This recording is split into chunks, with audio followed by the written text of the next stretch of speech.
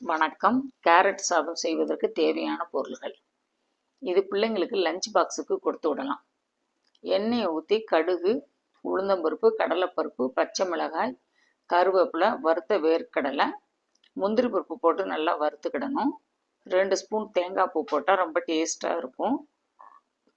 1/2 spoon மிளகாய்த்தூள், 1/4 spoon garam masala, உப்பு போட்டு பச்சை வாசனை போக வதக்கணும். கேரட்டை துருவி வச்சுக்கிடணும், அதையும் போட்டு வதக்கணும். தண்ணி ஊற்றக்கூடாது, அப்போ தான் முந்திரி பருப்பு வேர்க்கடலைலாம் கிறிஸ்பியாக இருக்கும். எண்ணெயிலே தான் வேகணும். கேஸை சிம்மில் வச்சு வேக வச்சுக்கிடலாம். ஆற வச்ச சாதத்தை போட்டு கிளறி 1/4 மூடி எலுமிச்சம்பழத்தையும் பிழிஞ்சு ஊற்றிக்கிடணும். மல்லி இலை தூவி இறக்கணும். இதுக்கு சைட் டிஷ்ஷாக உருளைக்கிழங்கு சிப்ஸ் வச்சு சாப்பிடலாம். ரொம்ப டேஸ்ட்டாக இருக்கும். தேங்க்யூ.